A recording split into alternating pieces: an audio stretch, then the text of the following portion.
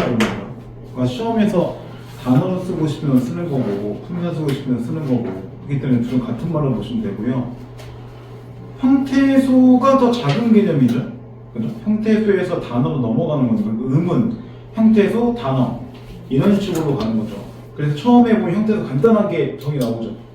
일정한 뜻 또는 의미를 지니는 가장 작은 말의 단위로 이때 의미란 실질적인 뜻이나 문법적인 뜻을 모두 포함한 개념이다. 그래서 실제로 여기서 실질적인 뜻이라는 거는 실질 형태소를 얘기하는 말이고 그 다음 뒤에 나오는 이 문법적이라는 뜻은 실제로는 형식 형태소를 얘기하는 거죠. 그러니까 어쨌든 형식 형태소도 의미 자체 분할을 하는 건데 진짜 의미를 가졌다는 뜻은 아니에요. 그러니까 형태 자체는 크게 보면 하나 안에 4개 중에 보통 2개씩 들어갈 겁니다. 그래서 밑에 보면 간단히 나오죠. 아기가 새 옷을 입었다를 보면 형태소 자체는 8개라고 되어 있는데 이거 단어는 몇 개예요? 하나, 둘, 셋, 넷, 다섯, 6개죠. 단어가 6개인데 형태소 자체는 8개예요. 그 밑에 이번에 보면 나오지만 그래서 실제로는 형태소가 더 작은 개념이고 그 다음에 단어가 좀 더 큰 개념이고 이렇게 나오는 거예요.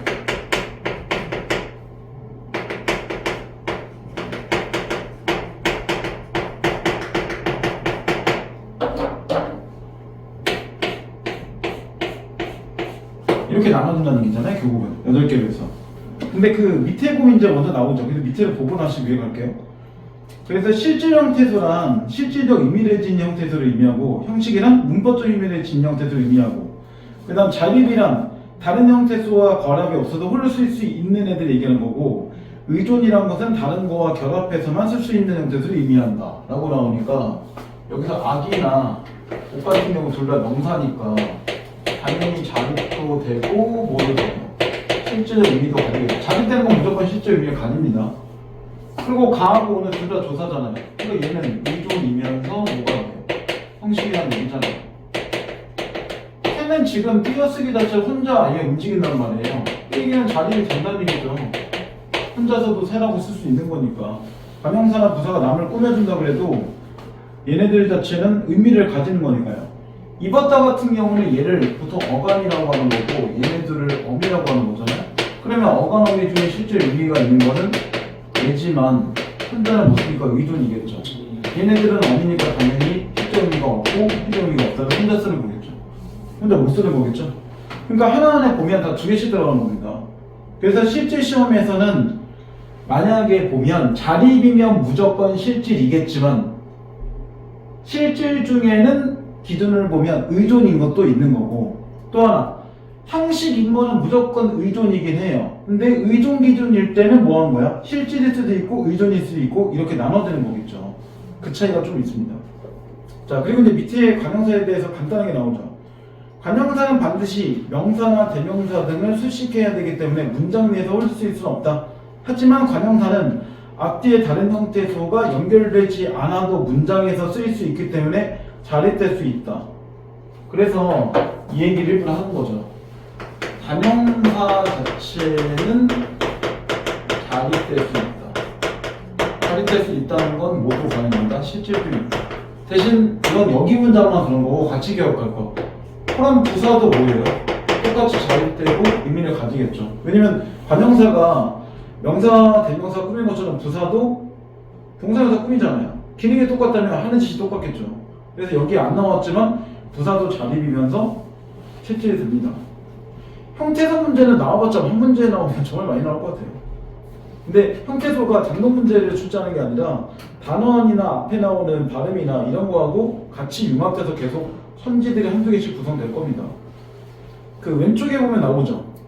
간단하게. 그래서 실질적 형태소는 명사나 대명사, 수사, 관형사, 부사, 감탄사, 용언의 어근들을 의미하는 것이다. 용언의 어근이라는 얘기는 어간을 얘기하는 거예요, 결국은. 왜냐면 어간 부분이 실제로 어근 자체가 될 수 있는 부분이니까요. 형식으로는 조사어 및 접수사 등이 형시될 수 있다. 근데 이거 이미 보면 느끼는 게 있죠. 형태소 자체를 분류하기 위해서는 단어, 즉 품사를 모르면 분류 자체가 안 된다는 얘기예요. 그래서 기본적인 거는 품사를 알고 나서 얘를 해야 되는 문제가 생기죠. 그 다음 밑에 자립 vs 의존, 단일어를 기준으로 할 때 자립은 명사, 대명사, 수사, 관형사, 부사, 감탄사 등 의미하지만 의존은 조사, 어미, 어간, 접사 등 의미한다 라고 나오죠. 자, 그리고 이제 밑에 이번에 단어로 보세요. 한번. 단어는 자립할 수 있는 말이나 자립할 수 있는 말에 붙어서 쉽게 분리할 수 있는 말을 의미한다. 그래서 실제 원래 우리나라 보면 단어들은 띄어쓰기 자체가 가능해요. 전부 다. 근데 여기서 예외가 있죠. 조사는 띄어쓰기가 안 되죠. 조사만 유일하게 붙여 쓴다는 예외사항이 있어요. 그래서 재밌는 건 뭐냐면 조사는 사실 의미 구현이 안 되잖아요. 그래서 이게 형식과 위에 볼 때 의미라는 말에는 문법적인 것도 포함한다 이런 말 쓰고 있는 거예요. 아까 했듯이 아기가 새 옷을 입었다 보면 아기는 명사, 가는 조사, 새는 관형사. 왜? 옷을 꾸미니까. 그러면 여기서 관형사는 명사를 꾸민다 확인할 수 있죠. 그 다음 옷은 앞에 있는 아기와 똑같은 명사, 을은 가하고 똑같은 조사, 입었다는 동사. 이렇게 된 단어가 훨씬 더 적게 분류하죠. 자, 2번 단어의 특징. 단어의 수는 품사의 수와 일치한다. 그러니까 똑같은 얘기예요. 단어하고 품사 같은 말이야. 이런 얘기예요. 그 다음 하나의 단어는 항상 붙었어야 한다. 왜냐면 단어 자체 안에서 띄지 않는다는 거죠. 말 그대로 이렇게 안 쓴다는 거죠. 지우, 개 이렇게 안 쓴다는 얘기잖아요. 붙여 쓴다는 얘기죠. 이거. 그 다음 단어 하나만으로도 문장이 성립될 수 있다. 그게 밑에 나오죠. 짬뽕 이거 하고 문장이 성립 가능하잖아요. 물론 뒤에 짬뽕을 먹고 싶어 생략한 건데 생략해도 담화 상황의 문장 자체 성립이 가능하다 이런 얘기고. 자, 왼쪽에 이 형태를 보세요. 자, 이 형태란 형태는 다르지만 기능의 같은 형태수를 말한다. 예를 들어 주격조사 이가에서 대표형을 이로 잡으면 대표형이 아닌 가가 났는데 이를 대표형의 이 형태라고 얘기한다. 쉽게 가면 이하고 가는 모양은 다르지만 기능이 똑같다는 거죠. 왜냐면 둘 다 주어에 붙어있는 조사들이니까. 이거 외에는 밑에 보면 목격조사 을들이나 접속조사 와가나 연결함이 아나 어나 이런 것들은 다 뭐한다? 모양은 다르지만 같은 기능이다 이런 뜻이에요. 그런 의미에서 이 형태 형태는 다르지만 기능이 똑같아요 이런 얘기죠. 근데 이렇게 쓰는 게 밑에 얘처럼 이유가 있겠죠. 귤이 사과가 말 그대로 귤 자음으로 끝나고 사과는 모음으로 끝났으므로 각각 주격조사 이하고 가가 붙었고 이때 이하고 가는 이 형태와 옮기는 것이다. 말 그대로 그러면 이게 왜 이를 쓰고 이게 가를 쓴 거야? 앞에를 보면 되죠. 말 그대로 자음을 끝날 때는 이를 쓰는 거고 모음을 끝날 때는 가를 쓰는 거고 와하고 가나 목격조사 을이나 어나 연결함이 아어들도 마찬가지죠. 앞에가 뭐가 오냐에 따라서 바뀔 거니까요. 그러니까 이런 것들을 보면 다 앞에를 봐야죠. 이쪽은 연계에 치겠지만. 그 다음 밑에 암기라고 되어 있는 게 하나 있죠. 조사는 의존 형태지만 단어를 인정한다. 그 다음 용어는 어감과 어미가 결합된 형태만을 단어로 인정한다. 쉽게 가면 이런 거겠죠. 없다 이런 걸 볼 때 이렇게 못만 또는 다만 이렇게 둘은 따로따로 쓰는 단어가 아니죠. 이렇게 쓴 것만 외워한다. 단어를 인정한다. 그러니까 이거와 똑같아요. 어감 땡땡 단어가 아니죠. 어미 땡땡 단어가 아니죠. 이런 말이에요. 말 그대로 동사나 형용사 자체라고 해서 한꺼번에 둘 다 만들어내는 거니까 어감하고 이렇게 어미 자체가 합쳐져야 그걸 뭐한다? 단어라고 한다. 이런 뜻이죠. 아는 얘기잖아요. 다 이 정도는. 처음 듣는 건 아닌데 일단 뭐 내신이니까 이 정도는 하고 가자 이런 거고. 그 다음 세 번째 의존명사와 보조용어는 자립성이 부족하지만 하나의 단어로 인정한다. 하나의 단어를 인정한다는 얘기는 뭐야? 기본적으로는 띄어야 된다는 거죠. 앞에 하고. 그러니까 조사만 유일하게 붙이는 거예요. 이게 근데 뒤에서 나중에 얘기하겠지만 이거 지금 여기서 그냥 간단히 얘기하는데 보조용어는 나중에 그래서 띄어도 되고 붙여도 되고 좀 이래요. 원칙적으로는 띄는 건데 붙이는 것도 상황에 따라 허용. 그건 이제 어떤 경우냐면 뒤에서 좀 볼게요. 자, 이제 넘어가요. 자, 37쪽으로 넘어갔어요. 어근과 접사.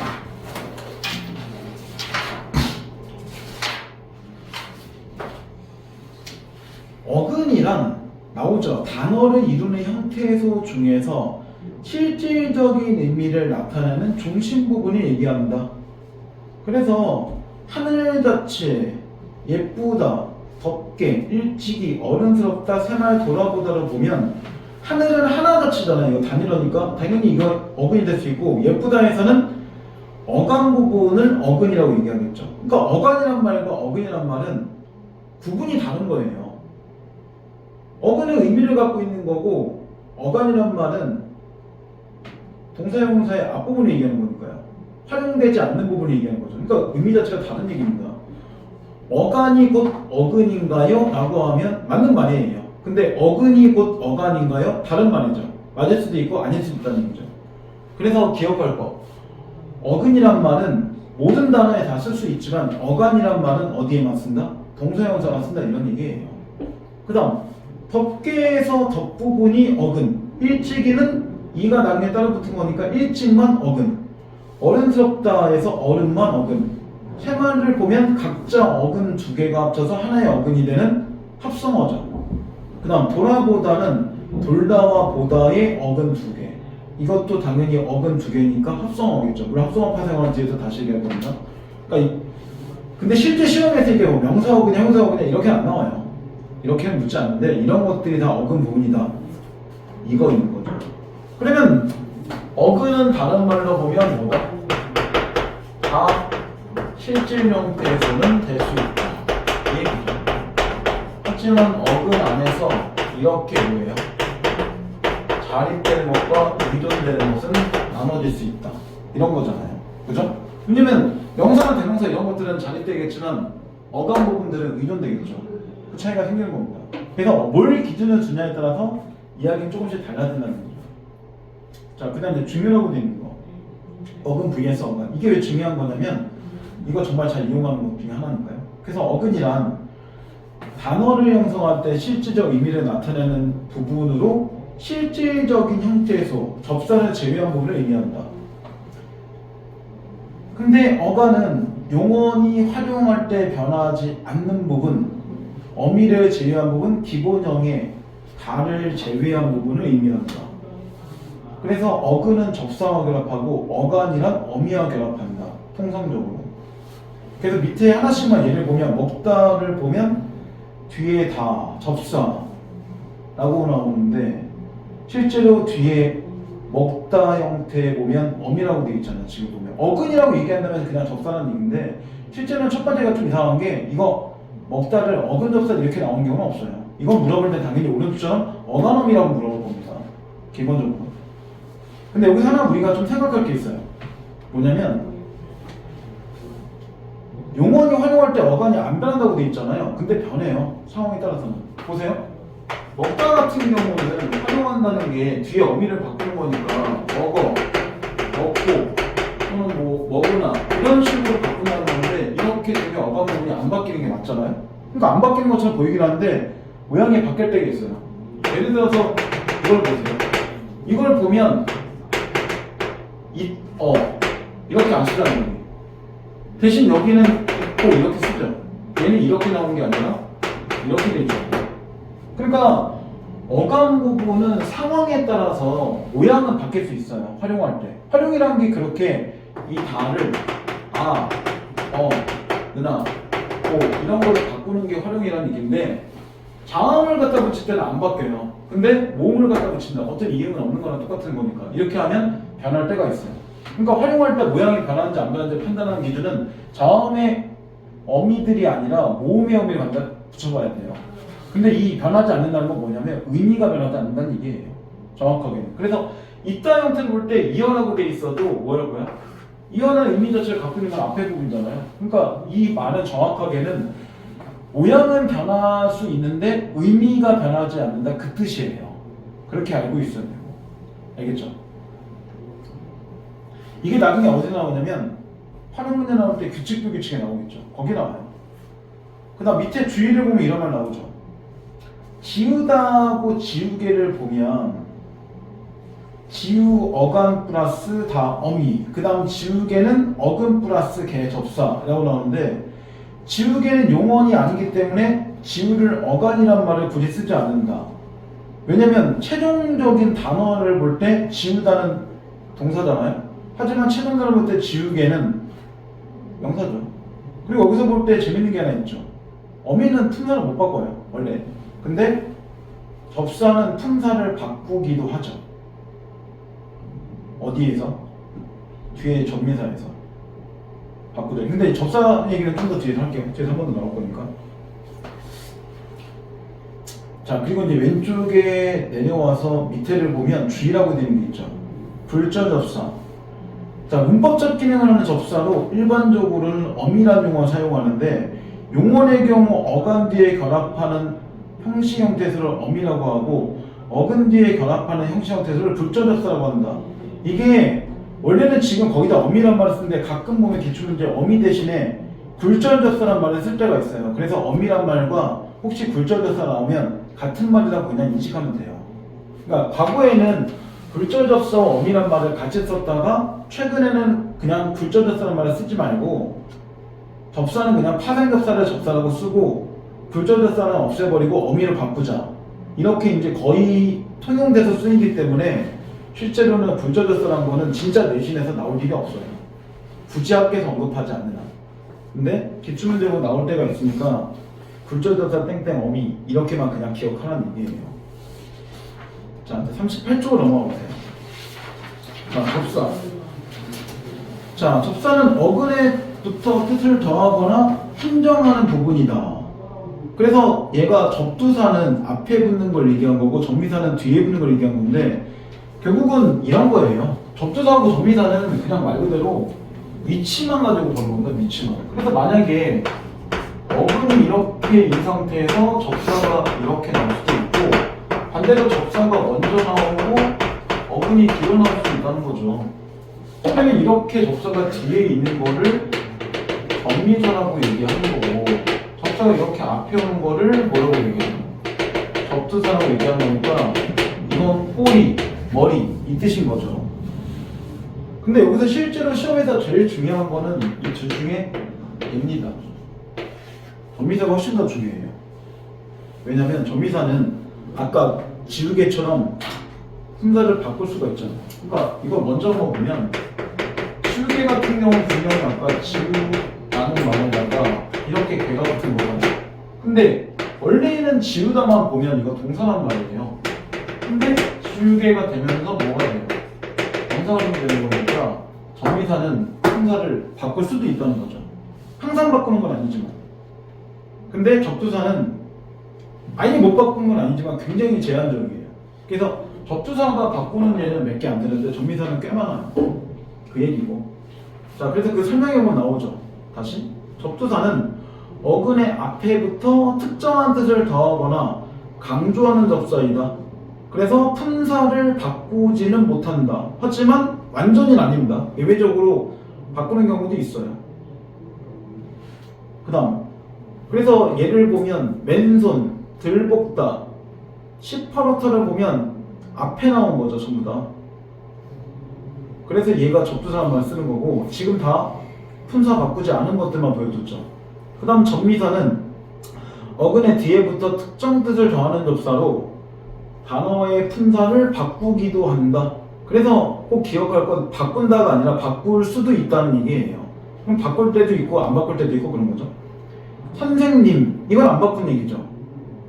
높이는 근데 바뀌었죠.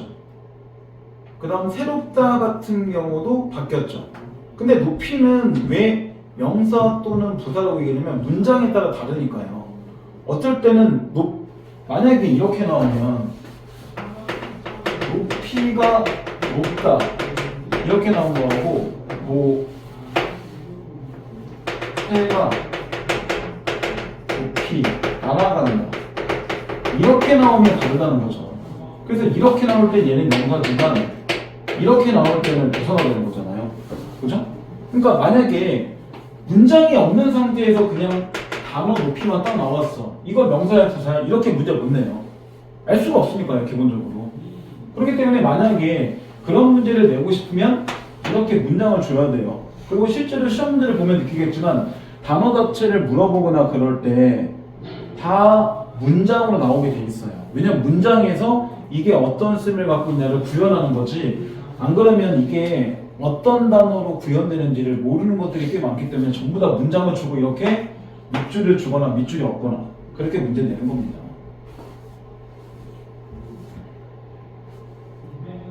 자, 그리고 이제 오른쪽에 보면 접두사하고 접미사 전부 그냥 간단하게 나왔죠. 그래서 반영사성 접두사 또는 부사성 접두사, 통용접두사 이렇게 나오는데 이런 말이 시험에 안 나옵니다. 그냥 말 그대로 이게 앞에 온다 정도만 기억하고 이게 실제로 접두사이구나 이것만 보는 거지, 실제 시험에서 고등학교 3학년 시험에서 학교 내신에서 관용사형 접두사야, 부사성 접두사야, 통용접두사 이 말을 아예 쓰지도 않을 겁니다. 그러니까 이 말은 몰라도 돼요. 근데 뭐 분날, 맞선, 풋, 되, 드, 치, 휘, 번막, 컷 이런 것들이 앞에 붙으니까 접두사구나 요등만 보면 되는 거고, 밑에 접미사도 마찬가지예요. 명사 플러스 접미사가 오거나 또는 영혼의 어근 뒤에 접미사가 오거나, 그 다음 부사 뒤에 접미사가 올 수 있거나, 그 다음 강세 접미사가 오거나 또는 사동피동 접미사가 오거나. 이건 근데 볼 때 많이 배우죠. 사동피동 나올 때 보통 파생적 접사이냐 통사적 오는 거냐 뭐 그런 거 나오잖아요. 그리고 이희리기 우구추를 볼 때 지금 이리기는 상황에 따라 사동이 쓰고 피동이 쓰고 그런데 우구추는 사동에만 나오죠. 근데 이번 시험에 사동 피동은 안 나올 겁니다. 이거는 기말고사 나올 거고. 자, 다시 이제 왼쪽에 암기를 보세요. 접사 vs 조사 어미라고 나오죠. 그래서 접사는 어근과의 결합에 제약이 있다. 쉽게 얘기하면 몇몇 어근하고만 결합이 가능하다. 쉽게 얘기하면 수시나 보나 이런 것들은 붙을 수 있는 거에 한정적이라는 얘기죠. 이거 근데 시험에 되게 잘 나오는 문제 중 하나입니다. 그냥 문장 자체를 주는 게 아니라 단어 뭐 수천거 이런 정도나 수천 하나 정도만 주고 수치란 거 자체가 붙을 수 있는 게 많은 거야 아닌 거야? 그러면 단어를 갖다 붙여보고만 연습하라는 얘기죠. 그래서 보이는 거 그대로 문제에다 주는 건 아닌 것도 있습니다. 그 다음 밑에 2번 동원해 보면 나오죠. 접수하다는 게 어미나 조사는 상대적으로 결합에 제약이 없다. 근데 여기서 중요한 말 상대적으로, 여기는 반드시 동그라미. 왜냐면 이걸 빼면 결합이 아예 제약이 없는 것으로 느껴지잖아. 제약이 위에보다 덜하다는 얘기예요. 그러니까 제약이 좀 더 많은 게 접수하고 제약이 좀 더 적은 게 어미하고 조사지, 어미 조사가 제약이 아예 없는 건 아닙니다. 있는데 위에보단 적다. 이렇게 보란 얘기예요.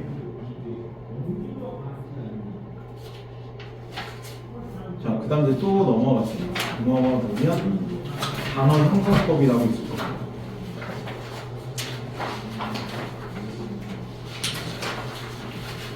다시 1쪽이죠.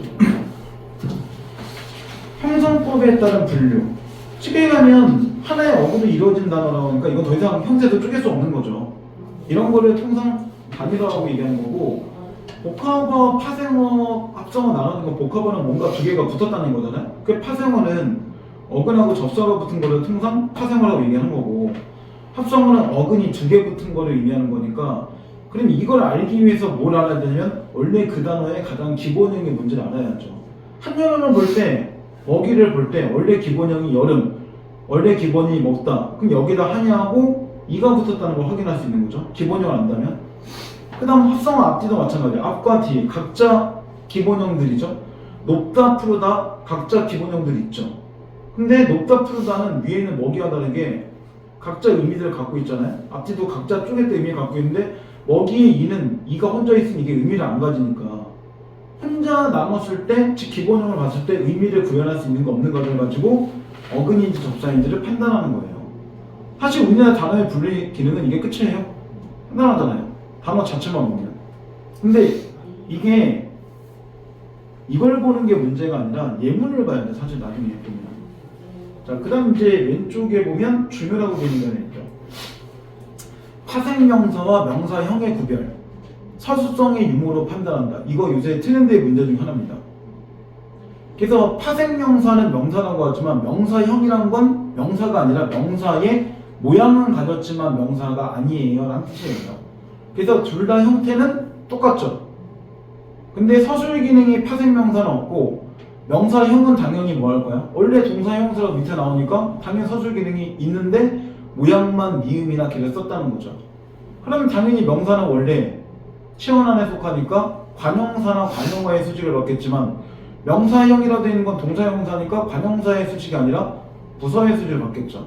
그래서 밑에 예를 보면 꿈을 자주 꿈이라고 나오잖아요.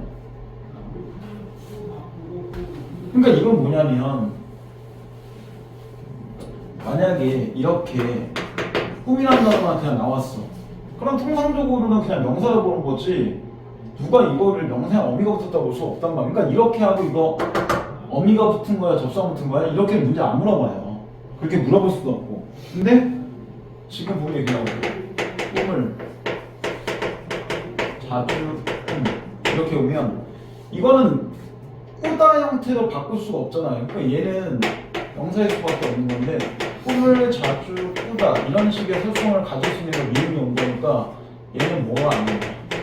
명사가 안 되는 거죠. 결국은. 그죠? 그래서 실제로 둘 다 모양이 똑같지만 이렇게 문장으로 나올 때 특히 얘가 뭐예요? 이거 부사잖아요. 부사 자체가 이렇게 꾸며주는 거니까 얘는 당연히 뭐가 되는 거예요? 동사가 된다 그 얘기죠. 그러니까 이것도 문장밖에 못 나와 이렇게 쓰고 싶으면. 아니면 알 수가 없으니까요. 밑에는 마찬가지죠. 잠을 자다가 기본형이 될 수 있는 거잖아요. 근데 앞에 자다을 잠 이렇게 못 나오죠. 그러니까 앞에가 명사고 뒤에는 동사인 겁니다.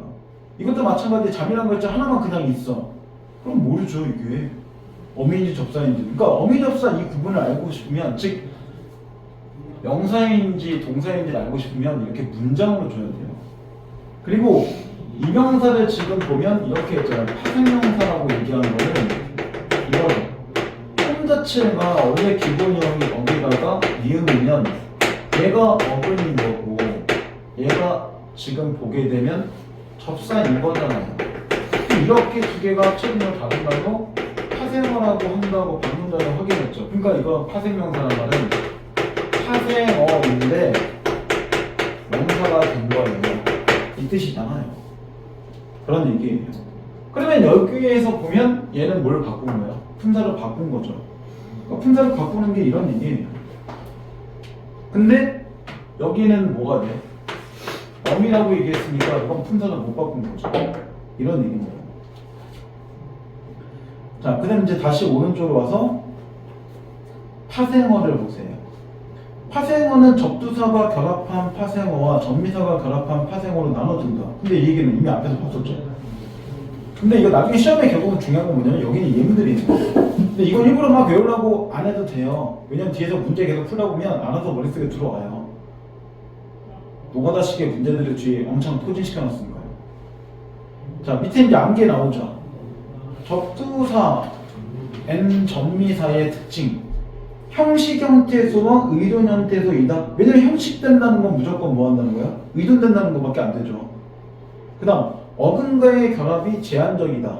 이거 앞에서 얘기했었죠. 그래서 어근 자체가 무조건 다 결합되는 게 아니라 결합될 수 있는 어근들이 각자 따로따로 몇 개씩 존재한다. 이 뜻이고 전미사의 특징은 단어의 품사를 바꿀 수도 있고 아닐 수도 있다. 그래서 품사를 바꿔준 건 다 전미사인데 학교 문제에서 의도적으로 문제를 한번 애들한테 난이도를 꼬고 싶다라고 하면 설명은 맨날 이렇게 하고 갑자기 이런 얘기를 간단하게 할 수 있어요. 접두사도 그럴 수도 있어. 예외적이지만 아주 한정적이지만 이 얘기 할 수 있어요. 그런 것 중에 하나가 이제 뭐 마르다, 강마르다 이런 경우예요. 그런 경우에는 품사가 바뀌는 경우도 있습니다. 근데 굉장히 제한적이기 때문에 뒤에 문제하면서 좀 더 얘기를 할게요. 그 얘기는 문제 직원이 있습니다.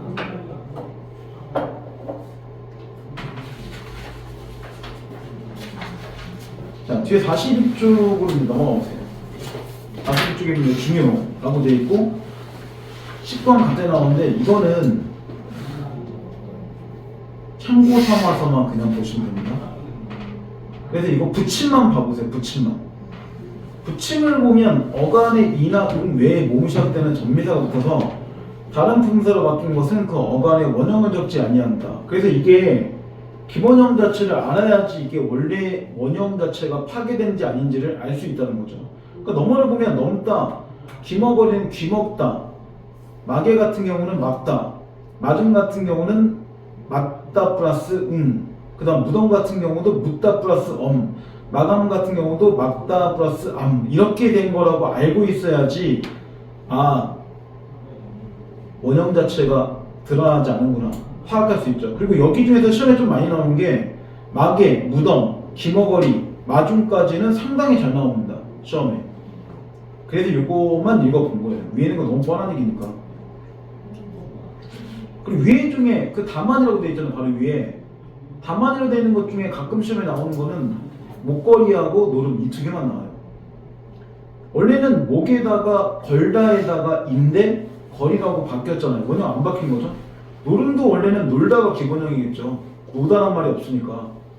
그러니까 놀다에다가 이런 식으로 된 거죠. 걸음도 마찬가지. 걸다에다가 그 다음 고름도 골다에다가 원래 이렇게 된 건데 원형들이 안 바뀐 겁니다. 근데 노름하고 목걸이는 자주 나오는데 나머지는 좀 떨어지고 그런 얘기죠. 그리고 밑에 이번에 다시 내려와서 부사가 바뀐 것 중에 잘 나오는 거는 자주하고 너무 이 두 개 정도. 밑에 3번은 거의 안 나와요 처음에. 그래서 좀 자주 나오는 요 예문들은 조금 봐야 될 필요가 있습니다. 어차피 나중에 보면 정의들 자체가 문제가 아니라 단어 자체를 만약에 이런 식으로 주면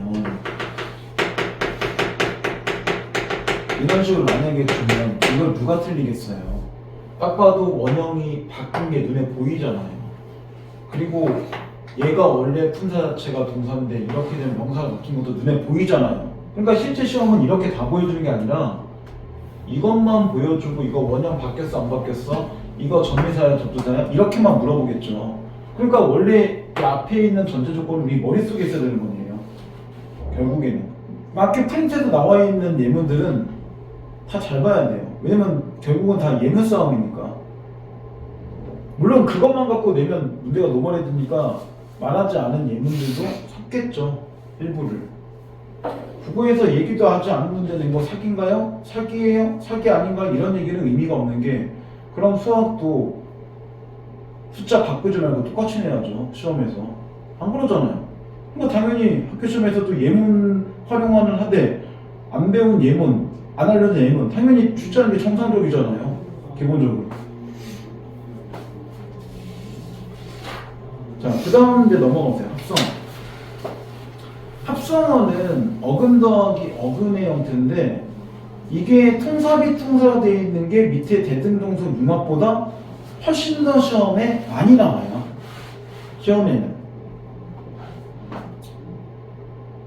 그리고 통사비통사는 외워야 됩니다. 배열 방식을.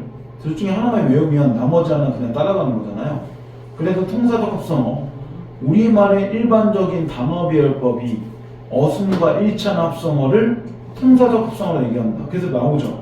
체온 더하기 체온이거나 또는 관형사 다음에 체온이 오거나 그 다음 용언의 관형사형 형태가 체온과 연결시켜서 오거나 이때 늙은이를 보면 이 사람이라는 명사죠.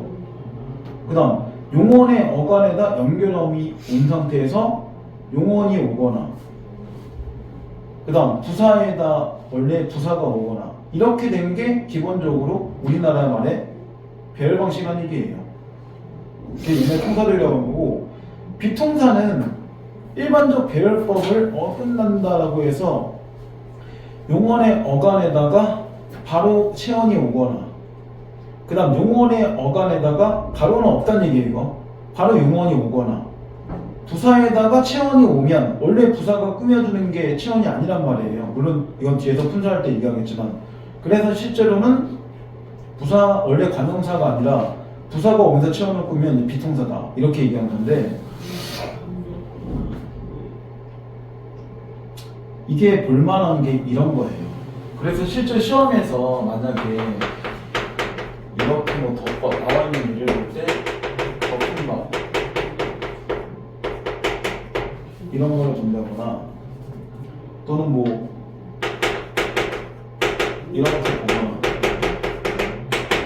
이렇게 보면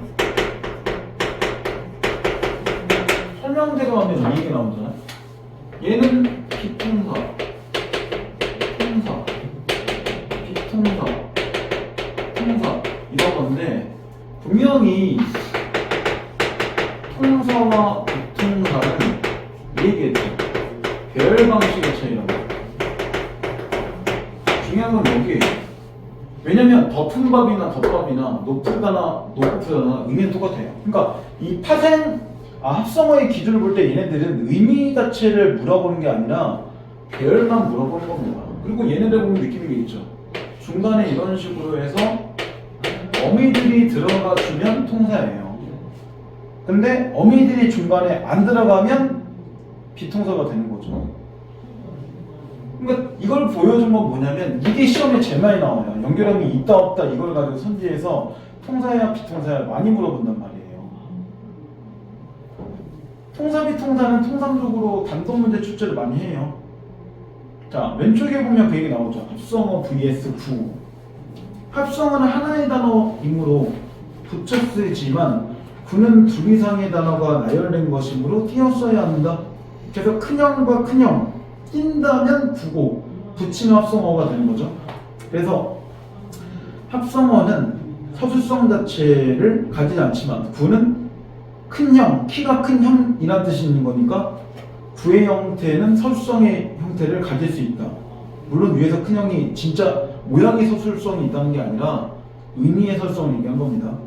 그 다음 분리성, 큰 우리형 이런 식으로는 안 되지만 큰 우리형은 가능하다.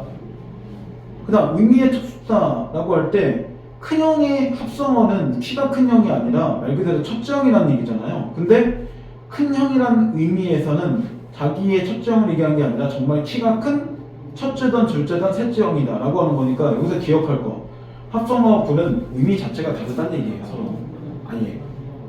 그죠? 사실 이런 말도 요새 이제 쓸 일이 거의 없어요. 다들 뭐 형도 없고 동생도 없고 혼자 살 거면 이런 애들이 많아질 거니까요. 점점 하나씩밖에 안 나서 그러네요. 저도 그러고 있으니까요. 그 다음 밑에 주의. 비통사적 합성어로 잘못 알고 있는 통사적 합성어. 체험 플러스 용언. 어근과 어근 사이에 조사가 생략돼 있어서 비통사적 합성어로 착각하기 쉽지만 아래의 합성어들은 우리말의 어순에 맞기 때문에 통사적 합성어이다. 그래서 주어 플러스 서술어. 힘미들다 형태에서 조사가 없다 그래도 배열 방식은 통사라는 얘기죠. 그 다음 본을 봤다도 의도적으로 조사 뺐죠. 본봤다. 그 다음 부사어 서술어 형태를 보면 앞에서다. 근데 알고 보면 힘이나 본이나 앞이나 다 체언이기 때문에 체언 뒤에 용언 오는 거는 동사형사 오는 건 원래 우리말의 기본 방식이잖아요. 그러니까 중간에 조사는 기억할 거 통사 비통사하고 아무 상관이 없다는 얘기예요. 통사 비통사에 영향을 주는 건 그래서 조사가 아니라 뭐다? 어미다. 그 얘기예요. 사실.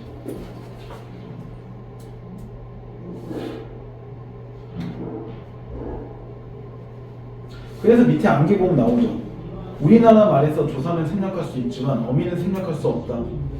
따라서 합성어 중에서 조사가 생략된 것은 통사적 합성어이지만 어미가 생략된 것은 비통사적 합성어이다. 조사를 생략해도 문장이 가능하지만 책을 빌려줘, 책 빌려줘 가능하잖아요. 근데 책을 빌려 이렇게는 안 되잖아요. 그러니까 어미들은 생략한 문장이 이상하다는 얘기죠. 자, 그 다음 이제 다시 오른쪽으로 와서 하나 볼 게 있어요. 잠깐 비통사의 예를 좀 더 보세요. 비통사 A를 보면 용언의 어간치 안에 덮밥하고 적할 나오고 그 다음 B를 보면 날뛰다, 높고 푸르다 까지는 문제가 없는데 바꿀 게 하나 있어요. 부술비 같은 경우는 하나 봐야 될 게 첫 봤어야 뭐 잘 안 나오니까 그런다고 쳐도 부술비는 일단 비통사적 합성어가 맞잖아요. 이거 맞는데 시험에서 부술비를 이렇게 부사 플러스 처음은 안 나올 거니까 따로 알아야 돼요. 부술비에서 얘는 명사이고 시험인 게 맞잖아요. 근데 실제로 우리말에 부술만 이렇게 있는 거를 사전을 찾아보면 붓을 이렇게 나와요. 붓을 버리다의 어근이다 이렇게 나와요. 얘는 부사가 아니라는 얘기죠. 붓을 쓰는 부사가 맞아요. 근데 붓을만 가지고는 우리가 부사는 말 쓸 수가 없거든요. 안 쓰기 때문에 얘는 꼭 기억할 게 거기다 적으셔야 돼요. 얘를 이렇게 되어야 돼요. 근데 이렇게밖에 못 쓰고 뒤에 뭐가 붙어야 돼서 이거를 뭐라고 하냐면 비자립적 어근.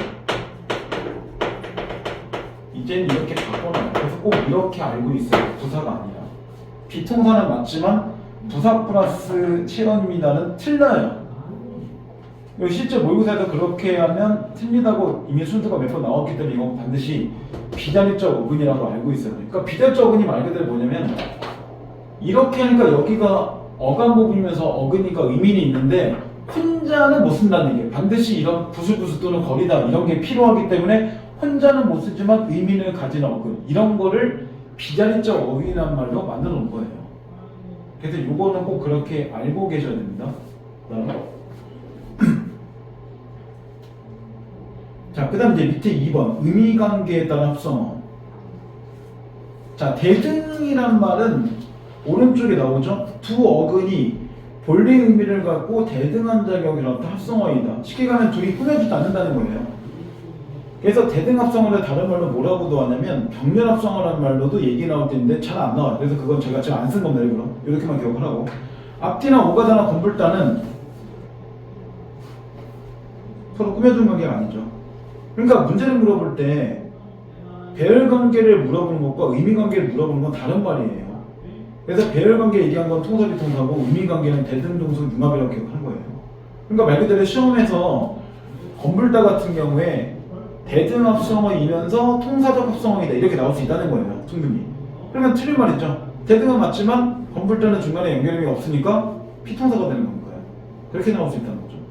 그 다음 종속이라는 거는 수식한다는 거예요. 뒤에 거를. 그래서 선행어근이 후행어근을 꾸며주는 합성어라고 나오죠. 그래서 선행어근이 후행어근의 의미상 종속된다. 그 종속이란 말과 수식이란 말은 같은 말이에요. 그래서 오른쪽에 이제 돌다리는 뛰어가다는 약보다를 보면 뒤에 있는 다리를 꾸미거나 뛰어서 가다에서 뒤를 꾸미거나 약보다에서 약게보다 의미니까 종속합성의 특징은 뭐냐면 의미를 한정해 주는 거죠. 왜냐면 그냥 다리보다 돌다리가 의미가 더 제한되는 거잖아요. 가는 것보다 뛰어가는 게 더 제한되는 거고 그냥 것보다 약보는 게 의미가 제한되는 거니까 종속합성을 쓴다는 건 의미가 좀 더 줄어든다는 거예요. 좀 더 구체적이 되는 거고. 그 다음 융합을 보면 각 어근이 본래 갖고 있던 의미에서 벗어나 새로운 의미를 갖는 것이다. 미운 털, 밉게 보인다는 의미를 가지죠. 실제 미운 털 자체를 얘기한 게 아니잖아요. 춘추나 연세는 각자 보면 연하고 세, 그 다음 연도하고 나이 뭐 이런 거, 세상 뭐 이런 거고 춘추는 봄과 가을인데 합치면서 나이를 높이는 말로 바뀌는 거죠. 강산도 강가산 자체의 의미면 만약에 대등이겠지만 국토나 자연의 경치에 맞는다면 강산으로 바뀐다는 거죠. 이런 거 하면서 조금 잘 나왔던 것 중에 하나가 이 춘추가 예전에 이렇게 나온 적 있어요. 시험에서.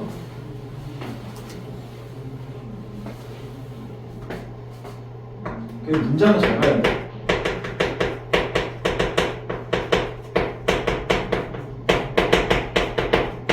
이렇게 나온 적이 있어. 이럴 때 춘추는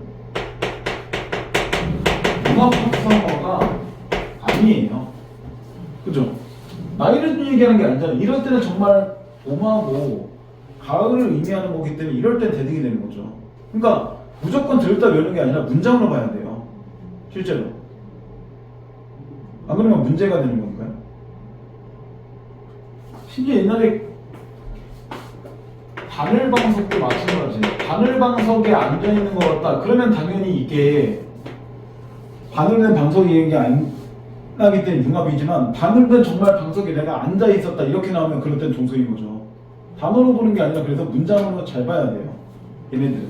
왜냐면 문장에 따라서 같은 단어지만 어떨 때는 융합이 되지만 어떨 때는 종속이나 대등이 될 때도 있으니까요.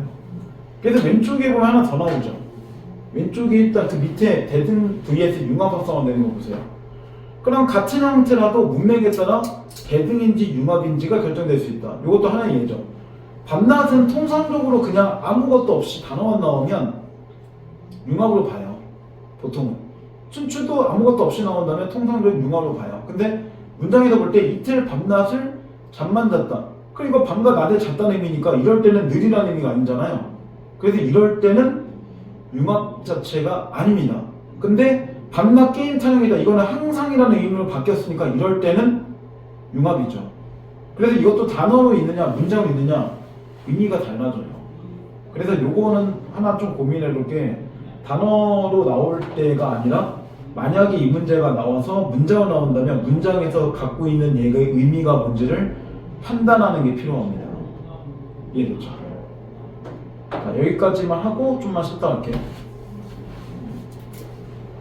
시험권이요. 네. 전본이요. 전범이라고요?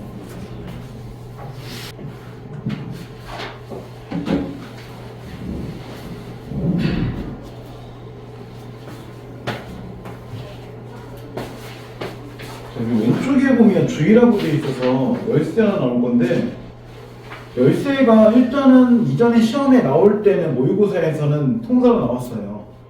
근데 이게 좀 문제가 있는 게 사실 어원 자체를 모르면 가운데 니을 자체의 관용성 어미가 이제 알 수가 없잖아요. 그 얘기는 시험에 나오기 힘들다는 얘기죠. 그러니까 어떤 학교, 이게 학교에서는 또 비통사로 수업을 하는 학교도 있어요. 근데 일단은 모의고사 자체는 일단 나올 때는 통사적으로 해서 나오는데 요새는 이게 어쨌든 어원 자체를 아는 것도 아니고 헷갈려서 웬만하면 최근에 모의고사 보면 안 나와요. 이 문제가. 그래서 이거는 거의 나올 리 없을 겁니다. 이거는 안 나와도 된다고 생각하고 보시면 되고, 자 그리고 나서 이제 또 넘어가세요.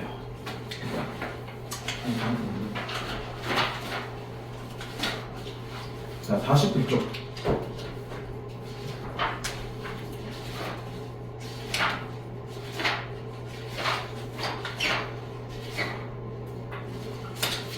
품사.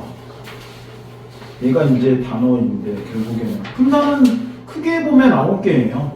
가장 크게 본다면. 근데 지금 밑에 보면 나오죠. 불변어, 가변어 이런 기준에서는 2개를 보는 거고, 불변어는 말 그대로 단어가 활용되냐 활용되지 않느냐. 근데 통상적으로 활용되는 것들은 동사형사니까 기능으로 볼 때는 체원, 수식원, 독립원, 관계원, 용언이냐, 말 그대로 문장의 주체이냐, 꾸며주는 거냐, 혼자 쓸 수 있는 거냐, 다른 거에 붙어 쓰냐, 아니면 활용이 가능하냐. 근데 이걸 다시 명사, 대명사, 수사, 그 다음 관형사, 부사, 감탄사, 조사, 서술격 조사, 동사형사 이렇게 나눠지는 건데, 서술격 조사도 조사예요. 근데 이걸 따로 구분하는 건 뭐냐면 서술격 조사가 종류가 하나밖에 없어요.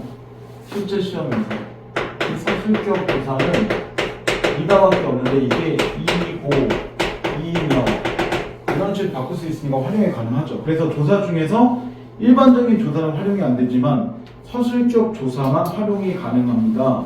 이 뜻이에요, 결국에는. 그래서 밑에 이제 보면 명사, 대명사, 수사 나오죠. 체어는 문장에서 주어 등의 기능을 하며 조사와 결합할 수 있고 형태의 변화가 없는 말을 의미한다. 주어 등의 기능을 제일 많이 한다는 얘기죠. 그래서 밑에 보면 명사는 고유명사, 보통명사, 자리명사, 의존명사 이렇게 안 나와 시험에. 시험에서 근데 조금 물어보는 건 뭐냐면 이 중에서 의존명사만 따로 동그라미 또는 밑줄 아니면 잘 보시거나 요것만 나올 겁니다, 시험은. 일반적인 명사들은 반드시 앞에 관형어가 꼭 존재할 필요는 없어요. 없어도 그만, 있어도 그만인데 의존명사는 왜 의존이란 말을 쓰냐면 다른 거, 즉 관형어의 의존이 반드시 필요하니까요. 얘를 빼버리면 문장의 성립이 안 됩니다. 그래서 왼쪽에 보면 의존명사 VS에서 나오죠. V 접시에서 의존명사 중요 나오죠. 의존명사는 관형어의 수식을 받아야만 쓸 수 있는데 의존명사가 쓰이는 환경이 자립명사가 쓰는 환경 자체와 동일하다. 근데 살 물건이 많다는 앞에 있는 관형어 살이 없어도 되잖아요. 근데 살 것은 이게 없으면, 즉 살이 없으면 문장 성립이 안 되죠. 것이 많다. 비문이잖아요. 그러니까 얘가 의존명사인지 아닌지는 앞에 관형어 자체가 빼도 문장이 성립하냐 그렇지 않냐를 판단하는 건데, 의존이라고 얘기해도 반드시 얘는 명사 안에 속하기 때문에 무조건 뭐가 되냐면 자립이고, 자립된다 무조건 실질 형태에서도 됩니다. 근데 의존이란 말이 들어가서 의존 형태소가 아니냐라고 할 수 있는데 어쨌든 하고 띄고 것이잖아. 그럼 갑자기 띄었다는 건 얘도 따로 형태소고 얘도 형태소가 따로따로라는 얘기니까 얘는 의존 형태소가 아니에요 절대로. 그죠? 그래서 의리만 이렇게 되지만 자리 비교 실제라고 기억을 해야 돼요. 그래서 시험에는 의존 명사만 가끔 나옵니다. 만약에 명사 문제 될 거면. 하지만 전체 크게 보면 시험에서 만약에 분사 문제가 나올 때 가장 많이 나오는 문제는 여기에요.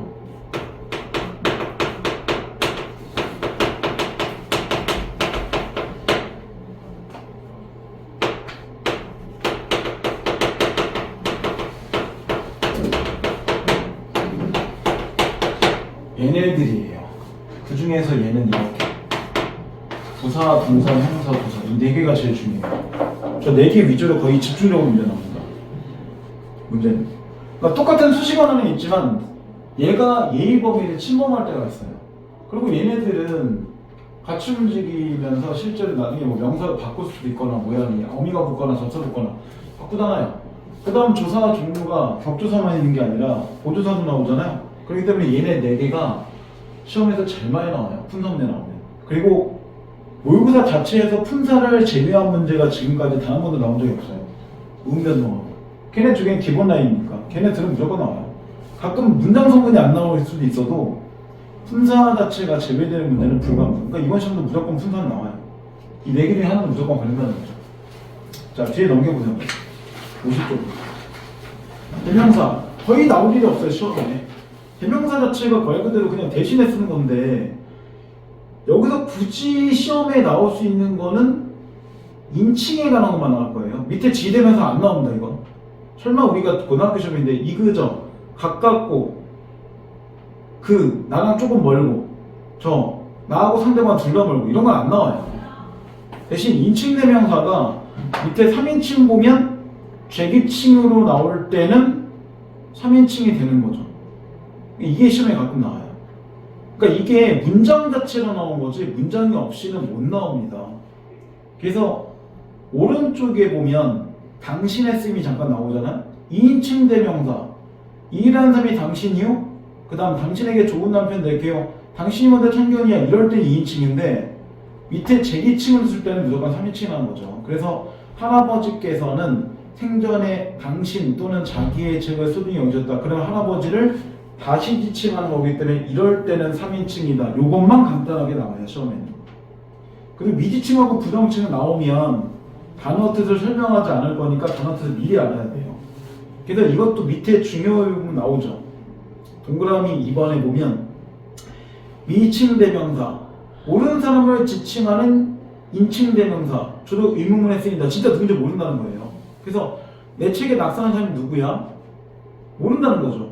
근데 부정칭은 정해지지 아니한 사람을 지칭하는 인칭 대명사.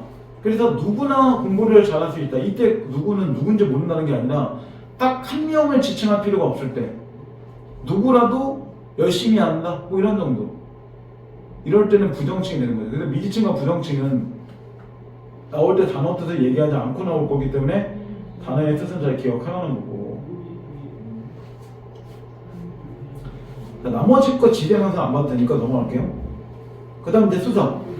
수사는 사실 시험에 나올 일이 별로 없어요. 근데 양수자나 서수자나 이런 걸 안 물어봐요. 이건 너무 뻔한 거니까. 양수사 말 그대로 수그냥 줄임말, 서수자 순서 이거니까 이건 별로 어렵지 않아요. 대신 이게 시험에서 이게 나오는 게 문제가 아니라 수사이냐 vs 수관형사이냐 이거를 내는 문제가 나오죠.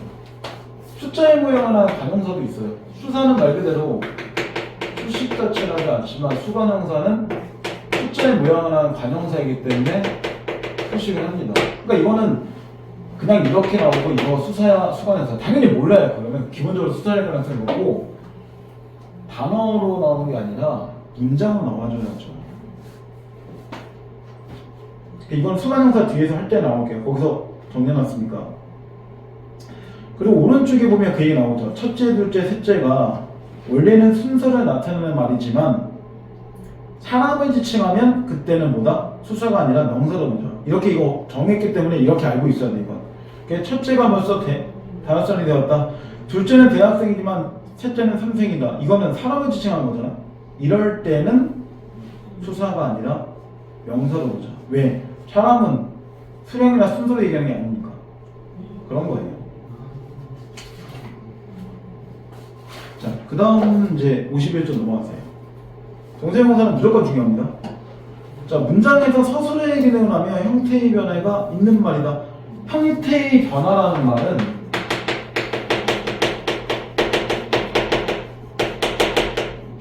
활용을 요구하는 거죠. 변한다는 거잖아요, 형태의 변화. 그래서 어간어미로 나눠지는 거는 유일하게 동사형밖에 없습니다 라는 얘기죠. 그래서 동사를 보면 주어 움직이나 과정을 나타낸 품사, 자동사, 타동사 시험에 안 나옵니다. 이거 너무 뻔한 얘기니까. 자동사는 목적어가 필요 없는 거, 타동사 목적어 필요한 거, 이런 거는 안 나와요. 형용사는 주어의 성질 상태, 성상형용사, 지시형용사 이런 것도 안 나와요. 성상, 성질 상태, 지시 그 뜻이니까요. 대신 이게 영어에서는 그냥 움직임, 성질 상태만 구분하면 끝나요. 근데 가끔 보면 되게 안 나올 때가 있기 때문에 밑에 있는 3번을 별표해서 기억해야 돼요. 그 중에 시험 제일 많이 나왔던 것 중에 하나가 이거다.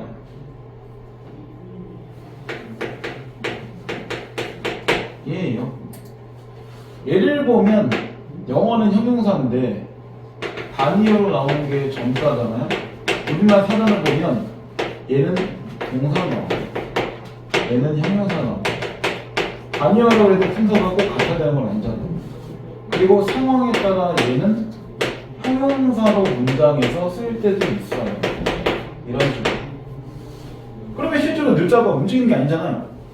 그러니까 늘자 자체 뭐 이런 것 때문에도 마찬가지지만 움직임과 과정이나 성질 상태로만 무조건 접근하면 깨질 때가 있어요. 그래서 밑에 보면 나오죠. 현재 시제 선언어미 니은다 형태를 붙일 수 있으면 동사, 그럴 수 없으면 형용사죠. 그래서 잔다는 가능하지만 예쁜다, 줬는다 안 되죠. 그 다음 명령어미 아라나 어라를 붙일 수 있으면 동사, 그렇지 않으면 형용사. 그래서 자라. 근데 빨리 예뻐라 불가능하다 이거. 그 다음 창의형 모모자, 빨리 자자 가능하지만 빨리 예쁘자 안 예뻐져요. 그 다음 진행 모모고 있다, 자고 있다는 가능하지만 예쁘고 있다 안 되죠. 그 다음 목적 의도 모모러나 의려를 붙인다, 자러 간다는 가능하지만 예쁘러 한다, 예쁘러 간다 불가능하죠. 그 다음 모모든, 자는 사람 가능하지만 예쁘든 안 되죠. 니은은 아니에요. 근데 여기서 기억할 건 뭐냐면 이게 가능할 때가 있어요. 얘가 가능할 때가 있어요. 이럴 때 예뻐라는 어머 예뻐라 뭐 이런 식으로 해서 감탄형이 나올 때는 뭐라는 쓸 수 있어요. 그래서 명령형하고 감탄형은 모양이 똑같을 때가 있어요. 근데 늙다는 하나밖에 안 돼요. 사실 늙는다는 가능하지만 늙거나 늙자, 늙고 있다 안 되잖아요. 그러니까 이 중에 하나만 가능해도 동사란 얘기예요. 근데 이거 다 기억할 필요가 없고 처음에 있는 뭐뭐 늙다, 뭐뭐 아워라, 뭐뭐자, 뭐뭐고 있다 요 4개 정도만 기억하면 돼요. 그 4개 정도로 가지고 맞출 수 있으면, 즉 들어갈 수 있으면 동사, 그렇지 않으면 형사, 이렇게 구분하셔야 됩니다. 그리고 이렇게 구분해야 돼요. 반드시 성질 상태나 움직임만 갖고 접근해서 깨지는 경우가 있으니까 이건 문제 나올 때 조금 생각을 하고 들어야 됩니다. 자, 그리고 이제 왼쪽에 중요라고 되어 있는 데를 보세요. 있다, 한 장소에 머물다의 의미를 가질 때는 동사가 될 수 있다. 왜냐면 여기 있는다, 여기 있자 가능하니까요. 근데 두 번째를 보면 나오죠. 존재나 소유의 의미를 갖고 있을 때는 동사가 될 수가 없다. 왜냐면 여기 신은 분명히 있는다, 나는 돈이 있는다, 이런 식으로 문장을 만들 수가 없잖아요. 그러니까 있다가 동사인지 형용사인지에 대한 구분은 당연히 단어가 아니라 문장으로 봐야 된다는 얘기죠. 문장에서만 판단 안 한 거고. 그래서 뒤에 나오죠. 형용사 있다 또는 없다. 다른 형용사 다르게 관형사형 전성어미 능과는 결합할 수 있다. 돈이 있는 사람. 이건 가능하죠. 상황에 따라. 그래서 이거 좀 따로 봐야 될 게 있습니다. 그래서 이게 반드시 문장으로 봐야 돼요. 하지만 형용사는 있다가 다르게 없다는 무조건 형사밖에 안 돼요. 왜냐면 없는다 형태는 불가능하기 때문에 있다 같은 경우는 통용으로 쓰이지만 없다는 통용으로 쓸 수도 없어요. 동사로 나오는 경우가 없으니까. 그 다음에 밑에 보면 나오죠. 운동하다 조용하다는 넘어가고 그 밑에 자연의 움직임을 나타내는 동사 명령체형하고는 안 된다. 근데 밟다가 날이 밟는다로 나올 때는 동사죠. 밟는다가 가능한 거니까요. 근데 밟는다 형태가 안 나오는 문장에서는 형사입니다. 그러니까 밟다도 상황에 따라 동사가 될 수도 있고 형용사가 될 수도 있어요. 근데 이게 그래서 아까 얘기했잖아요. 이거 다 들어가는 게 아니라 이런 것 중에 하나만 가능하면 동사예요.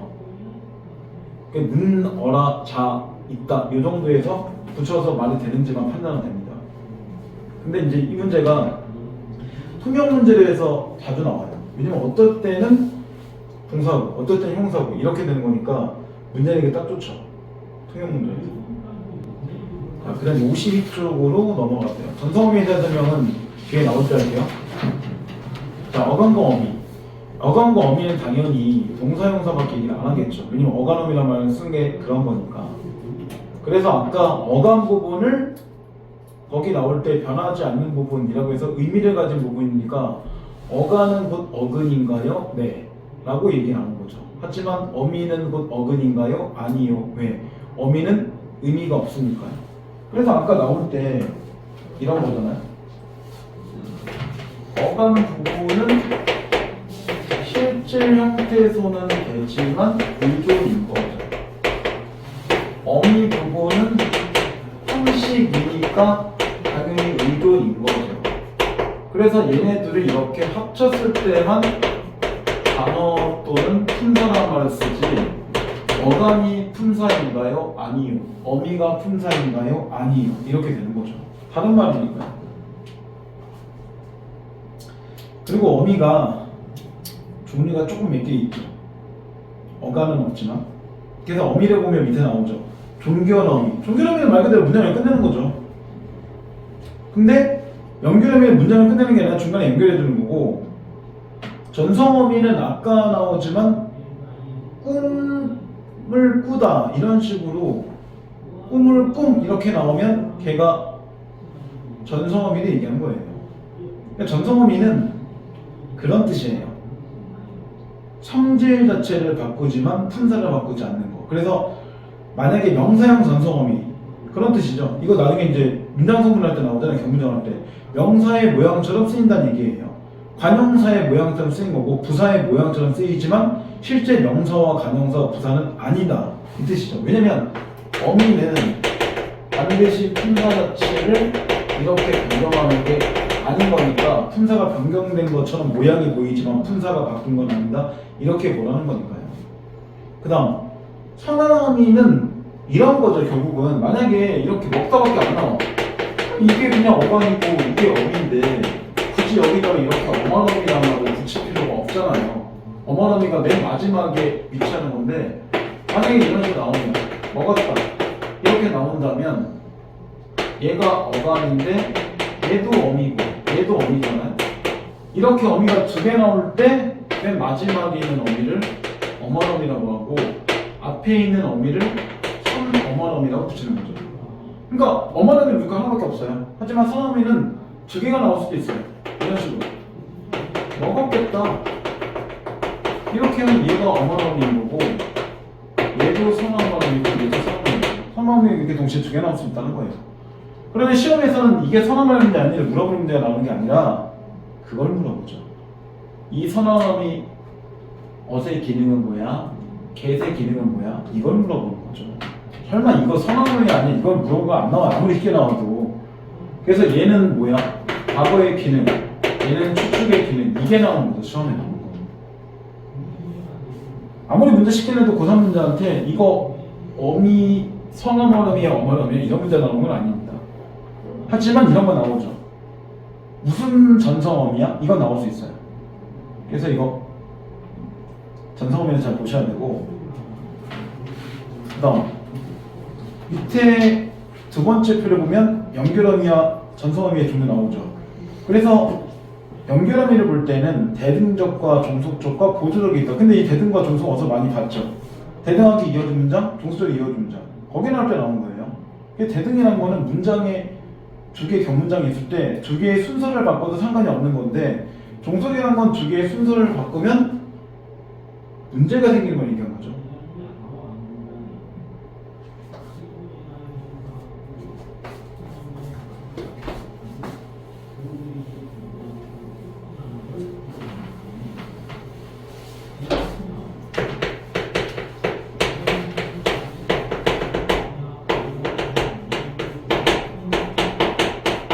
이런 문장의 종속의 기본이죠. 왜냐면 두 개의 순서를 바꾸면 이상하죠. 꽃이 피니까 봄이 온다. 말이 안 되는 거잖아요. 날씨가 따뜻해지니까 꽃이 피는 거지. 말 그대로 3월인데도 계속 추워. 한 영하야. 그럼 꽃이 안 핍니다. 꽃이 피니까 알아서 날씨가 내가 영상을 바꿔야겠어. 이렇게 되는 게 아니잖아요. 그러니까 이런 거는 종속이죠. 근데 뭐 이런 것들. 나는 또 가고 너는 병원 간다. 이거는 딱 봐도 대등이죠. 왜냐면 두 개 순서를 바꿔 상관없으니까. 그러니까 대등 종속은 결국에는 일단 격문장 자체를 두 개로 나누고 그 바꾼 두 개를 앞뒤를 바꿀 수 있는 거냐 아닌 거냐를 갖고 그냥 판단하는 거예요. 일부러 고면하지만 이거 외우는 게 아니라 확실한 건. 그 다음 밑에도 전성어미 그 얘기 나오잖아요. 명사형이랑 명사의 기능을 하는 전성어미, 관형어와 같은 기능을 수행하는 전성어미, 부사와 같은 기능을 수행하는 전성어미. 그러니까 만약에 관형사형과 부사형을 볼 때 관형사하고 부사는 안 되지만 이렇게 하면 또 가능해요. 그럼 관형어는 돼? 네. 관형어란 말과 관형사란 말은 다른 말이니까요. 근데 관형어에 대한 건 이제 뒤에서 해봐야죠. 그리고 오른쪽에 맨 마지막 선언한 말의 개춘 별표 쳐주세요. 얘는 어미 중에서 모의고사 문제에서 단독으로 몇 번 낸 적이 있어요. 갯만 걸고 따로. 계속. 술 냄새 나네. 우리인데 술 냄새 나죠? 이상해요. 술 먹어놓은 저희다. 단독적으로 문제를 이렇게 출제할 때가 있어요. 그래서 이게 보면 첫 번째, 미래나 추천을 나타낼 때 쓰인다. 지금 따르면 새벽에 도착하겠구나. 이런 식으로. 근데 상황에 따라 주체의 의미를 나타낼 때도 있다. 나는 시인이 되겠다. 그 다음 가능성이나 능력을 나타낼 때도 쓸 때 있다. 이걸 어떻게 혼자 다 하겠니? 네가 혼자 할 능력이 어디 있니? 이런 얘기죠. 그 다음 완곡하게 말한다는 거는 돌려 말한다는 거죠. 나 들어갈게가 아니라 들어가 좋겠습니까? 돌려 말하는 거죠. 그 다음 의문형에서 동사에부터 상대방의 이해를 물어보는 의미. 어느 분이 먼저 하시겠습니까? 이럴 때. 근데 5번은 거의 안 나와요. 그러니까 4번까지만 잘 기억하면 돼요. 그리고 기본적으로 1번의 기능이 가장 기본이죠. 미래 추측이 제일 많이 하는 건데 참 일단 2번, 3번, 4번도 나올 수 있기 때문에 문장 개설 5개의 문장을 주고 물어봐요. 다음 중 뭐 추측의 의미를 갖고 있는 것은, 주체의 의미를 갖고 있는 것은, 아니면 선지 옆에 붙어있어요. 이 문장은 추측이다. 이 문장은 뭐 주제가 이렇게 써있기 때문에 이건 단독 문제가 출제된 적이 꽤 많아요. 내신 문제에서도 특히 많이 나와요. 그래서 의도적으로 한 번 정도 읽고 넘어간 겁니다. 자, 그 다음 이제 넘어가세요. 53쪽 본용어과 보조용어. 사실은 본용어과 보조용어는 만약에 용언 자체가 하나만 나오잖아요. 말 그대로 이런 식으로 혈수가 밥을 먹는다 이런 식으로 용언이 하나밖에 없으면 무조건 본용어이죠.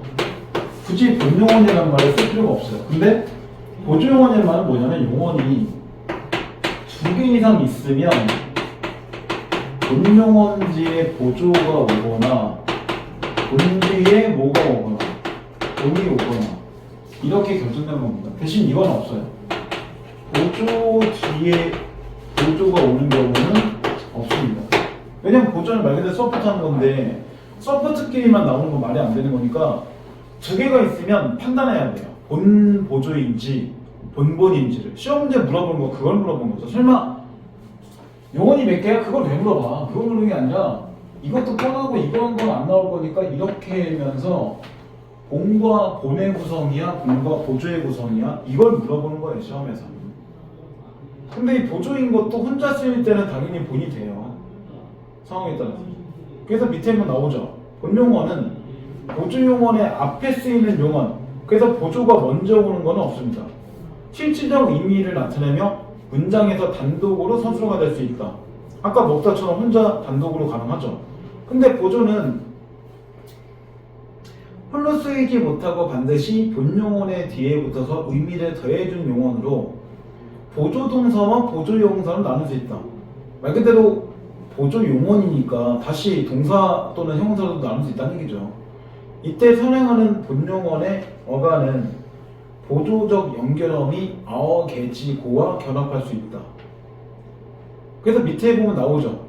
수지가 피자를 다 먹어버렸다. 그 다음 내일 수능 시험에 일찍 자두어라. 이런 식으로 뒤에 오는 것들이 보조인 거죠. 이때 진짜 버린 것도 아니고 이때 진짜 뭘 두는 게 아니잖아요. 근데 만약에 뒤에 나오는데도 진짜 버린다의 의미를 가진다면 그럴 때는 보조가 아니라 본이 되는 거죠.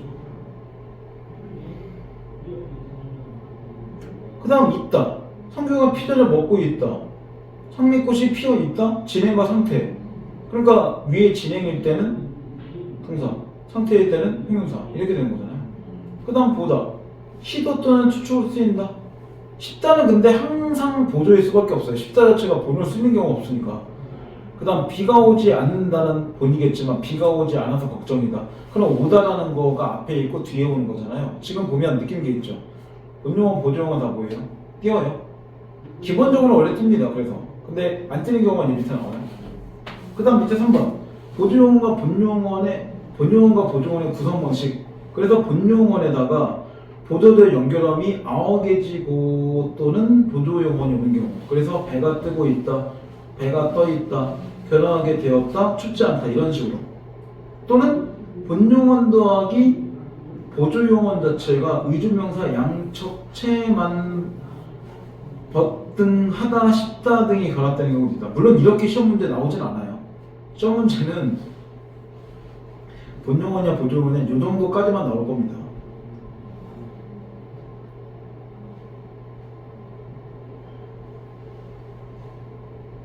근데 이게 이런 경우가 있습니다. 여기는 안 나오지만 만약에 이런 거 그러니까 피자 나오니까 피자를 먹어버렸다 이렇게 나올 때 하고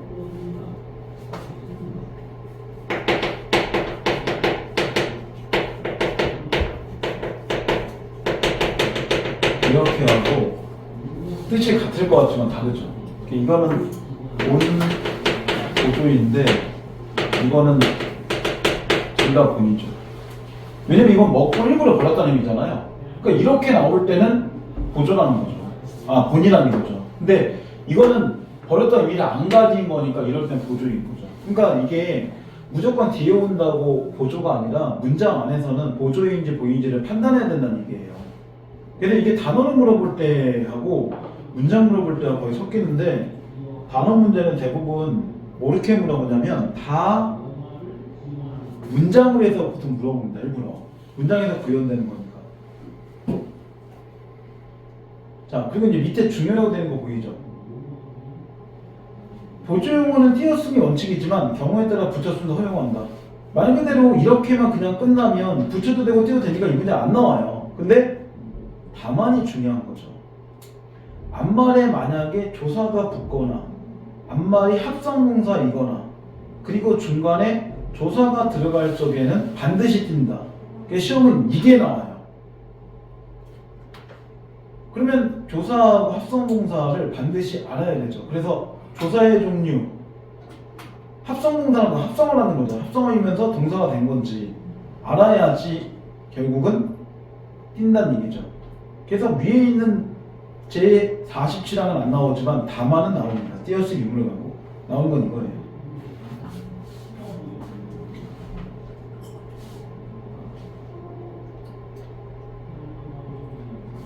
자, 그 다음 나머지 거는 크게 안 봐도 되고 용어의 활용으로 넘어가세요.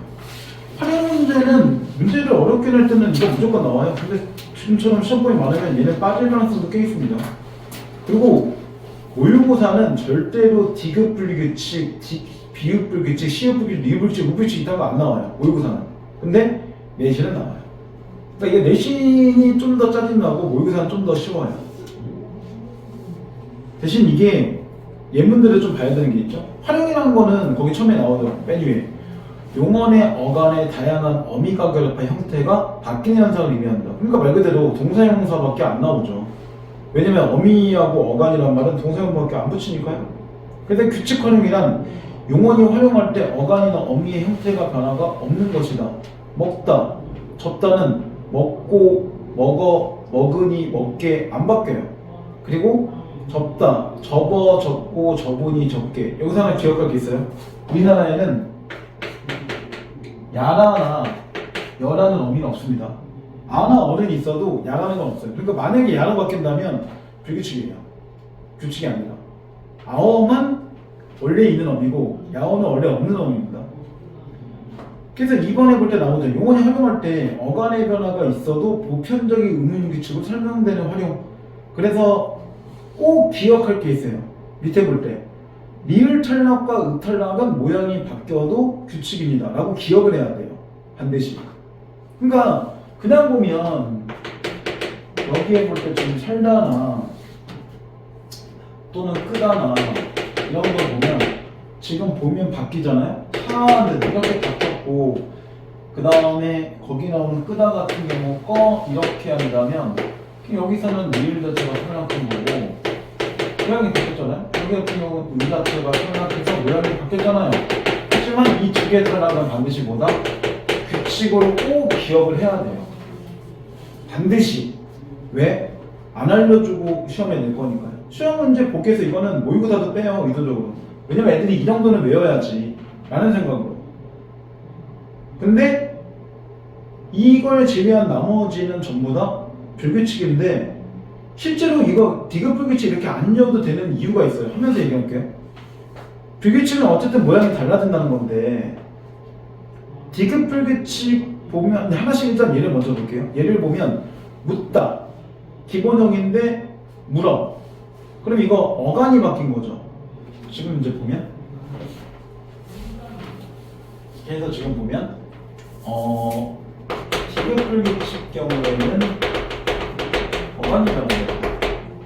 그 다음 비읍 불규칙 돕다 도와 이렇게 됐으니까 이 비읍 불규칙 경우에도 어간이 바뀌었죠. 그 다음 시읍 불규칙 짓다가 지어가 됐으니까 이 경우도 뭐예요? 어간이 바뀌었죠. 근데 지금 류불규칙을 보면 오르다 올라 근데 오르까지 형태가 어간이죠. 이거 그죠? 안은 어차피 이응이 없는 거니까 상관이 없는 거잖아요. 그러면 류불규칙이라고 나온 것도 어간이 바뀝니다. 그죠? 그 다음에 우불규칙이라고 되어 있는데 푸다가 기본형이면 이것도 어간 자체가 의가 날아간 거니까 어간이 바뀐 거죠. 그럼 우리가 볼 때 느끼는 게 있어요. 얘들 보면 어간이 바뀌는 것들은 전부 다 원래의 기본형 자체가 이름이 되는 겁니다. 그래서 실제로 기본형을 안다면 묻다, 돕다, 짓다, 오르다, 푸다가 기본형이 아니면 기본형에서 바뀐 것들이 어간 자체가 바뀌는 거니까 그렇게 안 줘도 돼요. 그러니까 단어 그냥 이렇게 보면 어간이 바뀌었으니까 바뀌기 전께 그냥 나온 대로 보면 바뀌기 전께 이름이야 이렇게만 기억하면 돼요. 근데 뒷장에 보면 어미들은 좀 바뀌어요. 어미들을 볼 때 지금 나오는 게 러블 규칙, 그 다음 러블 규칙 이런 거를 보면 어미가 바뀌었잖아요. 근데 어미가 바뀌는 거는 바뀐 다음 것이 이름이 돼요. 그래서 여를 보면 기본적으로 운동하다에다가 안돼 아가 여가 된 거잖아요. 그럼 어미가 바뀐 것들은 바뀐 게 이름이 되는 거예요. 러블 규칙도 마찬가지죠. 이르러가 아니라 이르다에다가 언데 이르러가 됐으면 이것도 어미가 바뀐 건데 바뀐 게 이름이잖아요. 그러니까 어간이 바뀐 거는 바뀌기 전이 이름인 거고 어미가 바뀐 거는 바뀐 게 이름이고 그냥 이렇게만 기억하는 거지 미쳤다고 이거 디귿플 이렇게 안 외워도 돼요. 그럼 왜 이렇게 너무 많아지니까요.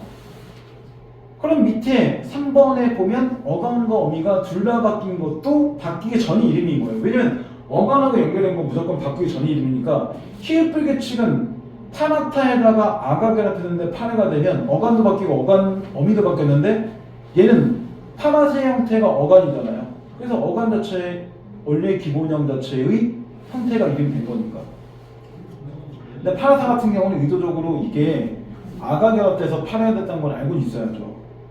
근데 이게 단어에 따라서 당연히 다릅니다. 왜냐면 지금 보면 오른쪽에 있는 것들은 규칙이잖아요. 그래서 아까 다시 보면 디귿 규칙에서 도다나 잡다나 이런 걸 보면 얘네들의 규칙이죠. 그러면 규칙인지 불규칙이 확인할 수 있는 가장 쉬운 방법은 아까도 얘기했지만 뭐야? 반드시 오명을 붙여야 돼요. 좌우명을 붙이면 묻다도 묻고 붙어도 붙고 일컬어도 일컫고 다 이렇게 돼요. 그러니까 결국은 이런 얘기죠. 규칙 또는 불규칙 자체를 확인하는 가장 쉬운 방법은 모음의 어미 자체를 결합시킵니다. 이거예요. 자음의 어미를 갖다 붙이면 다 규칙이에요. 그래서 모음의 어미를 붙였을 때 바뀌는 것만 불규칙이다 라고 보는 거죠. 시험 문제에서 그리고 이렇게 안 나오죠. 시험문제는 이렇게 주고 이렇게 하고 이렇게 하면 이거 불규칙 문제 누가 모릅니까? 눈에 안에 보이는데 이것만 나오는 거죠. 얘만 보여도 그러면 기본형은 우리가 당연히 그따라고 알고 있어야 되는 거니까 규칙 불규칙 확인의 가장 기본형은 일단 첫째, 단어의 원래 기본의 문제 파악한다. 그래서 어간어미 나눌 수 있어야 된다. 둘째, 모음의 어미를 붙여서 실제로 본다. 그래야지 바뀐지 확인할 수 있으니까. 요 정도입니다. 그래서 실제로 이게 모의고사 나올 때는 이렇게 나온 게 아니라 이걸 물어봐요. 어간이 바뀐 거야? 어미가 바뀐 거야? 둘 다 바뀐 거야? 이렇게 묻는 거고 내신에서 그렇게 물어주지 않고 디귿불칙이야? 비읍불칙 이렇게 나오고 조금 그렇게 나오기 많이 나와요. 그래서 이거는 똑같은 문제 나와도 내신에 나올 때하고 모의고사 나올 때하고 좀 차이점이 존재해요. 그런 식으로. 근데 보통은 작년까지 기존 학교는 이렇게 나올 겁니다. 대신 이렇게 외우지 말고 어간 바뀐 건 어미 바뀐 것만 확인하면 바로 그냥 나올 수 있어요. 그러면 이것도 결국은 나중에 공부하다 보면 느끼는 게 있어요. 다 뭐냐면 단어의 기본형을 파악할 수 있는 애들만 문제를 맞출 수 있는 것들이 생각보다 되게 많아요. 자, 다시 이제 54쪽을 보고 오른쪽에 규칙 활용이라고 되어 있는 거 뿌리 깊은 개념을 한번 보세요. 자, 규칙 활용이 하나 나오죠. 용언이 활용할 때 어간어미의 형태는 변화가 없는 활용을 말하지만 어간의 기본 형태가 바뀌어도 일반적 의문규칙을 설명할 수 있는 경우 또한 규칙을 본다. 그래서 리을이나 의로 끝나는 용언의 경우는 특정 어미가 오면 예외 없이 규칙적으로 탈락하기 때문에 모양이 바뀌어도 이 두 개는 규칙으로 본다 라는 얘기예요.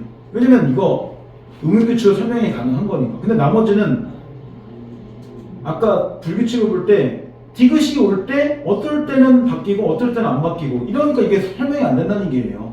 그래서 불규칙이라는 말을 쓰는 거고 그런 얘기죠. 그래서 이거 리을탈락과 의탈락은 진짜 많이 나와요. 담그다, 뭐 둥글다, 살다, 끄다 엄청 나온다 이거. 그런 것들. 자, 다시 55쪽을 보세요. 55쪽에 그 별표 찍힌 거 있죠, 오른쪽에. 어간이 르로 끝나는 용어의 활용. 그래서 르불규칙 같은 경우와 러불규칙을 보면 르불규칙은 어간이 바뀌는 형태가 나오잖아요. 그러니까 어간이 원래 르가 있는 형태예요. 근데 러불규칙은 원래 어간에 뭐가 돼요? 러가 없는 거고 러라는 우리나라 어미가 없어요. 그러니까 어미의 종류들이 최소한 몇 개 정도는 알고 있어야 되는 거죠. 아까 나온 대로 뭐 개, 아, 어, 이런 것들이 어미구나. 아까 얘기했듯이 야, 여, 러 이런 식의 어미는 없구나. 이거는 알아야 돼요. 그래서 밑에 보면 이르다 두 개 나오잖아요. 근데 이 두 개가 의미가 다르죠. 하나의 이르다는 즉 르불규칙의 이르다는 말 그대로 일찍이라는 의미잖아. 근데 오른쪽에 이르다 형태는 거기에 내가 도착했다는 의미잖아요. 얼라이브니까. 그러니까 이게 단어 자체가 모양만 똑같고 원래 의미가 다른 겁니다. 그러면 이르다가 그냥 나오면서 르불규칙인지 러불규칙인지를 알 수 있는 방법은 불가능하죠. 그러니까 이게 나오고 싶으면 뭐 해야 돼? 문장 나와야 돼. 문장. 아니 아무것도 없이 그냥 이르다만 나오면 이게 어리의 의미인지 어라이브 의미인지를 누가 합니까? 모르죠. 그래서 이거 나올 때는 다 규칙 불규칙도 가급적이면 문장에서 구현되게 끝나와 있어요. 문제 구성을 보면. 그 다음 오른쪽에 의탈락 나오죠? 규칙이라고. 아오로 시작된 어미 앞에서 어간의 의가 무조건 탈락한다. 그래서 실제로 보면 이거는 앞에서 어간하고 어미가 바뀌는 르하고 러는 상황에 따라 그렇게 바뀌는데 얘는 다 똑같아요. 따르다 따라, 치르다 치러, 다다르다 다다라 전부 다 예외 없이 얘가 날아가잖아요. 그러니까 예외 자체가 있을 때는 불규칙으로 보겠지만 외 자체를 안 가질 때는 규칙으로 보는 거죠. 근데 이게 실제로 제일 시험에 잘 써먹었던 얘가 동그라미 3번이에요. 어간어미 모두 바뀌는 불규칙 활용. 이게 제일 많이 써먹어요. 파라타, 노라타 이런 거, 파레, 노래, 동그래 이게 제일 많이 나왔던 것 중 하나예요. 그러니까 이게 따로따로 나오는 게 아니라 선지 자체가 5개 나올 때 하나는 어간이 바뀌거나 하나는 어미가 바뀌거나 하나는 둘 다 바뀌거나 또 하나는 다시 어간이 바뀌거나 이런 식으로 섞어줄 수 있다는 거죠. 아니면 쉬운 문제 이렇게 나올 때도 있어요. 뭐냐면 다음에 활용 방법이 다른 것에서 어간이 바뀐 거 4개 그러니까 이렇게 이름을 보여준 거 4개하고 이렇게 이거 하나 보여주면 얘네가 정답이 되는 거. 활용 방식은 얘만 어미가 바뀐 거고 나머지는 어간 바뀐 거니까 가끔 애들이 이렇게 나왔는데 왜 이게 정답이지? 얘만 어미가 바뀐 거니까. 그래서 이렇게만 보면 시험 깨져요 당연히. 왜냐면 뒤에 것도 같이 봐서 문제를 낼 수 있게끔 하는 거니까. 근데 모르겠어요. 물론 니네 지금 시험이 문법은 문법대로 따라보고 문학은 문학대로 따라보겠죠? 그런가요? 국어 이틀 본 거예요? 아닌가요? 그러면 하나는 25문제 안에 문법하고 문학 다 섞겠다는 거예요? 그렇죠. 아, 그거 저도 모르니까 그런 거죠. 근데 나중에 시험 일정 나와서 국어 하루면 한 번만 본다고 하면 섞어 나오는 거고 학교에 따라 그렇게 했는데 국어 두 날 정도 본 학교도 있어요. 그럼 문제 따로 내겠다는 거죠. 그럼 이제 직전도 2번 들어가는 형태가 돼줘야죠. 간단하게. 근데 그거는 나중에 일정 나오면 확인하면 될 것 같고. 근데 나눠보던 그렇지 않던 어쨌든 단위수는 어쨌든 시간대로만 그냥 가는 거니까 만약에 이런 날 저희가 국어 그냥 3시간이면 단위수는 3개인 거고 5시간이면 단위는 5이고 그냥 그런 것 뿐이에요. 말 그대로. 그냥 그게 해당이죠. 자, 일단 여기까지만 전화할게요. 조사가 들어가면 이것도 시간으로 못 끝나기 때문에 여기부터는 다음 시간에 할 거고요. 숙제는 어디까지만 해보냐면 일단 처음에 8쪽이 있죠? 8쪽부터 일단 오늘 한 대까지만 문제를 풀면 45쪽까지 네, 47쪽? 48쪽까지 아까 그냥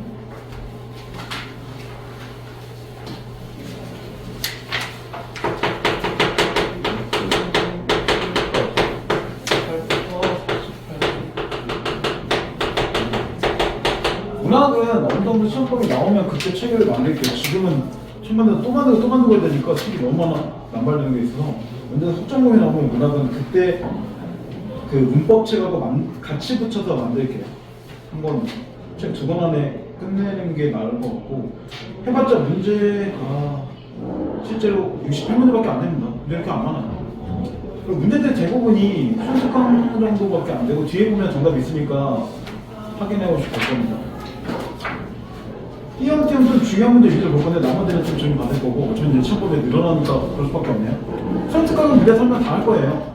그리고 뒤에 3강은 숙제 자체는 제가 안 낼 가능성이 높습니다. 이제. 왜냐면 나중에 이제 전체 범위면 3강까지 풀 시간이 물리적으로 안 나와요. 잘. 그러니까 이거는 각자 그냥 풀고 질문하게끔 그냥 내비둘 거고 제가 그리고 4차라고 되어 있는 4강은 나중에 따로 좀 낼 겁니다. 4강은 다 그냥 주관식으로 244쪽 보면 이거 주관식 그냥 채용했끔 하는 거예요. 거의 이거 맨 마지막 막판에 제가 숙제를 해요. 왜냐 그래야지 이거 기억나니까. 지금 미리 안 내요. 거의 얘는 직전 앞두고 정도의 숙제 내서 다 채울 수 있게끔. 그러면서 마지막에 이거 기억해야 되니까 지금 미리 해놓지 마세요. 왜냐면 나중에 이거 따로 제가 복사해서 또 나가야 돼요. 아니면 미리 해놓고 복사하고 필요한 게 있으면 요청하시거나. 자기는 중간중간에 한 번 더 하고 싶다고 하면 가끔 그런 애도 있어요. 244쪽 이거 작년에도 몇 명 더 복사해줬거든요. 그래서 마침내 다시 한 번 쓰게끔 했으니까 자기는 중간에 한 번 더 써보고 싶다고 하면 그건 개인 요청하시면 됩니다. 알겠죠? 네, 나머지 문법은 일단 추가책을 만들면서 문학으로 따라가거나 그걸 제가 좀 고민해볼게요. 일단 오늘 여기까지 하겠습니다.